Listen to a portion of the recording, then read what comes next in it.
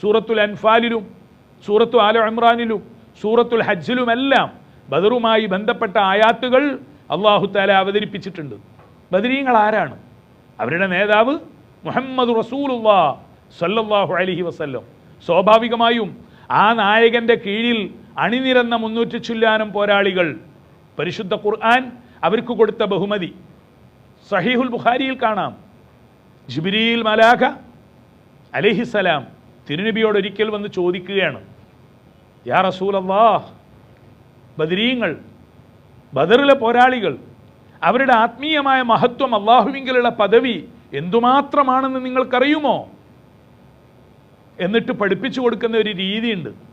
ജിബ്രീൽ പറയുന്നുണ്ട്, ഞങ്ങളുടെ കൂട്ടത്തിൽ, അതെ വിശുദ്ധന്മാരായ മലായിക്കത്തിൻ്റെ കൂട്ടത്തിൽ തിരുനബിയെയും ബദർ പോരാളികളെയും സഹായിക്കാൻ വേണ്ടി മലാഖമാർ അവതരിച്ചിട്ടുണ്ട്, 1000.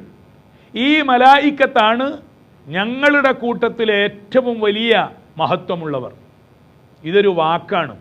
സഹീഹുൽ ബുഖാരിയിൽ കാണാം, മലായിക്കത്ത് അള്ളാഹുവിൻ്റെ ലോകത്ത് അതിവിശുദ്ധന്മാരാണ്, മഹാത്മാക്കളാണ്.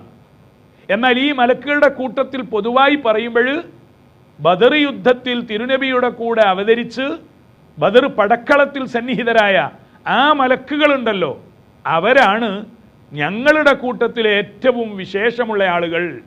എങ്കിൽ പിന്നെ സ്വാഭാവികമായും തിരുനബിയുടെ ഉമ്മത്തിലെ ഏറ്റവും ശ്രേഷ്ഠ വ്യക്തിത്വങ്ങൾ ബദർ പോരാളികളാണ്.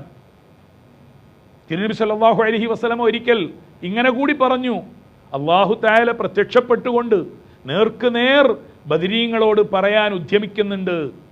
അതൊരു വല്ലാത്ത ശൈലിയാണ്. ഇഫ്അലൂ മാ ശിഅ്തും, നിങ്ങൾ ദൗത്യം നിർവഹിച്ചു, സാധിച്ചു നിങ്ങളുടെ ജന്മകൃത്യം, ഇനി നിങ്ങൾക്ക് എന്തുമാകാം. ഫഫ്അലൂ മാ ശിഅ്തും.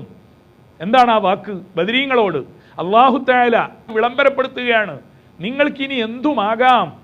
ഫഖദ് ഗഫറല്ലാഹു ലക്കും, അല്ലാഹു തആല നിങ്ങളെ പൂർണ്ണമായി പുറത്ത് സ്വീകരിച്ചിരിക്കുന്നു. അതിൻ്റെ അർത്ഥം പിന്നീട് ബദരീങ്ങൾക്ക് എന്തുമാകാമെന്നല്ല, മറിച്ച് വറിദ്വാനും മിനല്ലാഹ്, അള്ളാഹുവിങ്കൽ നിന്നുള്ള ഇത്തരം ഒരു സംപ്രീതി കിട്ടിക്കഴിഞ്ഞാൽ പിന്നെ ഒരിടത്തും പതറിപ്പോവുകയില്ല. ഇനി എന്തെങ്കിലും വ്യതിചലനങ്ങൾ വന്നാൽ പോലും അത് ബാധിക്കുകയില്ല. ഈ വിധാനത്തിലേക്ക് ഉയർന്ന അശുഹദാ 14 പേരാണ് ലൈവായി പടക്കളത്തിൽ ബദർ ഭൂമിയിൽ രക്തസാക്ഷിത്വം വരിച്ചവർ.